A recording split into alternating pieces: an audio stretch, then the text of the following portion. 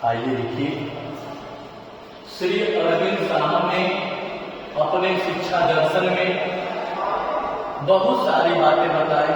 शिक्षा की व्यवस्था कैसे होनी चाहिए, शिक्षा कैसा होना चाहिए, लोग कैसे होने चाहिए, शिक्षक कैसे होने चाहिए, शिक्षा व्यवस्था कैसे होनी चाहिए। श्री अरविंद साहब ने अपने शिक्षा दर्शन में बताया। इसी के कड़ी में आज हम लोग पढ़ेंगे शिक्षा का स्थान, शिक्षक का स्थान। अंग्रेजी में कहते हैं प्लेस ऑफ टीचर। किसका कहना था? अरविंद साहब शिक्षक के स्थान को यह चाहते थे कि शिक्षक का जो स्थान हो एक प्रकार से सर्वोपरि हो। उस शिक्षक के अंतर्गत आध्यात्मिक ज्ञान, उस शिक्षक के अंतर्गत चारित्रिक ज्ञान, उस शिक्षक के अंदर नैतिकता का ज्ञान, उस शिक्षक के अंतर्गत योग का ज्ञान हो। ऐसा शिक्षक होना चाहिए। शिक्षक ऐसा होना चाहिए, योगी होना चाहिए।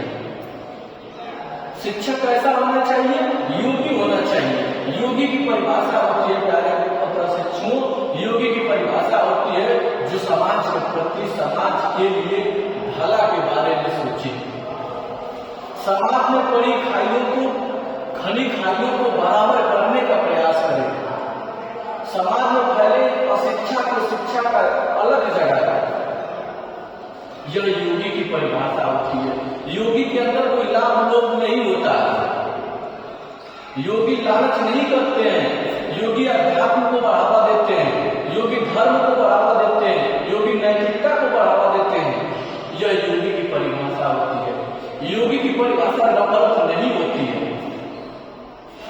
आज के देख लीजिए, जितने धर्म को ध्वजा को ढोने वाले लोग हैं, उनके अंदर वैमनस्यता का भाव आ गया, उनके अंदर धन का लोभ का भाव आ गया। आप तमाम प्रकार के देख लीजिए, हमारे देश में यशस्वी साहब भी योगी हैं, उनका भी देख लीजिए।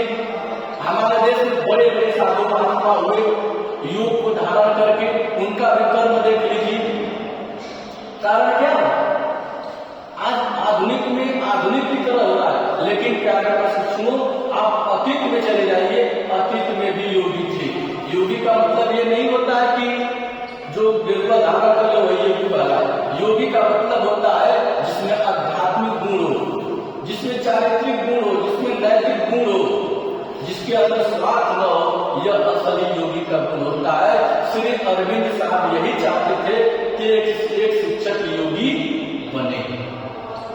ठीक है, अब देखेंगे श्री अरविंद साहब के अनुसार बालक का स्थान क्या? बालक किस तरह से बनना चाहिए? श्री अरविंद साहब चाहते थे बालक का स्थान एक ऐसा स्थान हो जिसमें वह अपने बड़ों का सम्मान करे, अपने समाज का सम्मान करे, अपने परिवार के बारे में सोचे, अपने देश के बारे में सोचे, अपने राष्ट्र के बारे में सोचे। ऐसे चाहते थे उस बालक का स्थान।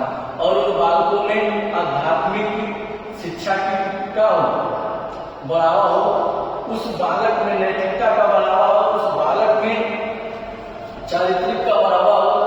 ऐसा चाहते श्री अरविंद साहब कि इस तरह के बालकों का स्थान हो, ऐसे बालक रहे। अरविंद साहब की यह सोच थी। फिर अरविंद साहब कैसा विद्यालय चाहते थे?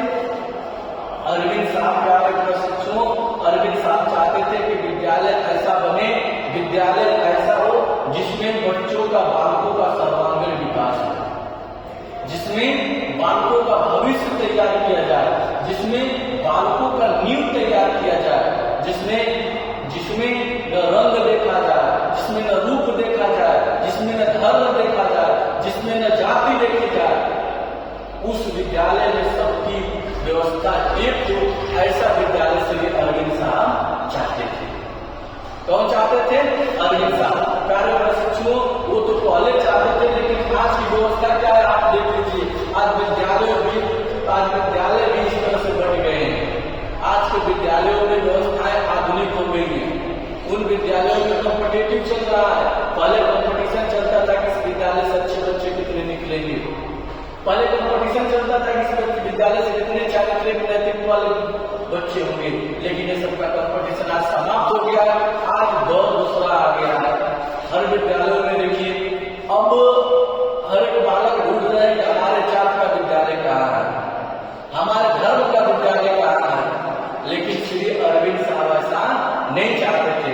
श्री अरविंद साहब चाहते थे कि विद्यालय ऐसा हो जिसमें सर्वांगीण विकास हो, विद्यालय ऐसा हो जिसमें बालक का नैतिक विकास हो, विद्यालय ऐसा हो जिसमें बालक का चारित्रिक विकास हो, विद्यालय ऐसा हो जिसमें राष्ट्र की शिक्षा दी जाए।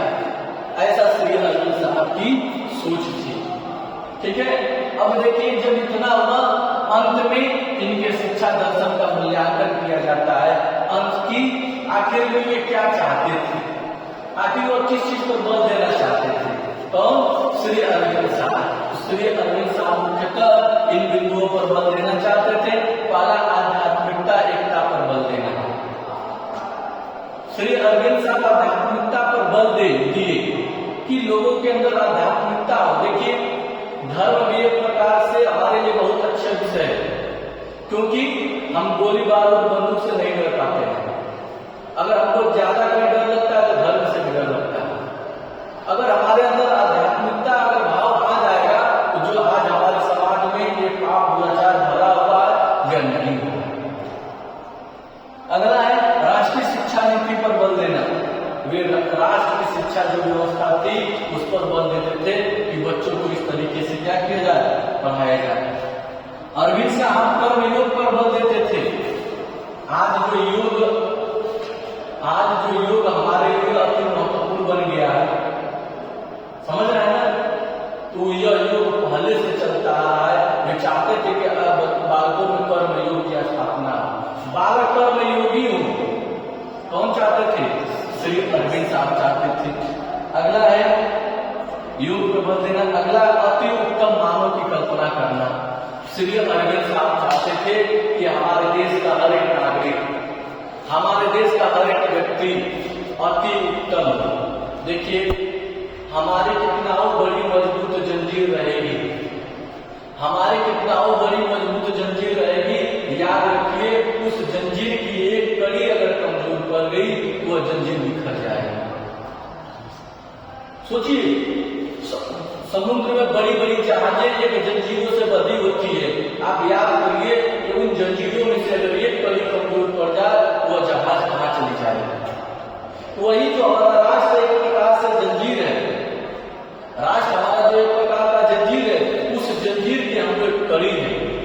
श्री अरविंद साहब चाहते थे कि उस जंजीर का हर एक कड़ी मजबूत हो, जिससे वह इतनी जंजीर मजबूत हो जाए, इतनी मजबूत हो जाए किसी के परमाणु बम छोड़ने पर वह टूटे नहीं। समझ रहे हैं ना? तो यह श्री अरविंद साहब चाहते थे, आज भी है। आप लोगों को भी चाहिए कि हम अपने आप को इतना मजबूत बनाए कि समाज में यह संदेश जाए हम एक अच्छे मानव हैं, हमारा चरित्र उत्तम है। समझ रहे हैं ना? हम अति उत्तम मानव हैं, हम समाज के ध्वजवाहक हैं, अपने समाज को आगे बढ़ाने वाले हैं। ऐसा हमको कर्म करना चाहिए, हमको ऐसा योग करना चाहिए, हमको ऐसे आध्यात्मिक शिक्षा लेनी चाहिए जिससे हमारे परिवार का भला हो, हमारे समाज का भला हो। जब हमारे परिवार का भला होगा, समाज का होगा, जो कुछ बचा खुचा होगा वो हमारे देश का भला होगा। इसलिए प्यारे प्रशिक्षुओं, जो हमारे देश के महान दार्शनिक थे, जो हमारे देश के महान मनोवैज्ञानिक थे, उनकी बातों को अमल करनी चाहिए, क्योंकि जो कुछ कह गए हैं वह आज यही हो रहा है। जो बातें बता के गए वही आज हो रहा है। ठीक है, इस तरह से श्री अरविंद साहब की बातों से इस लेसन का क्या होता है, समापन होता है। ठीक है, धन्यवाद।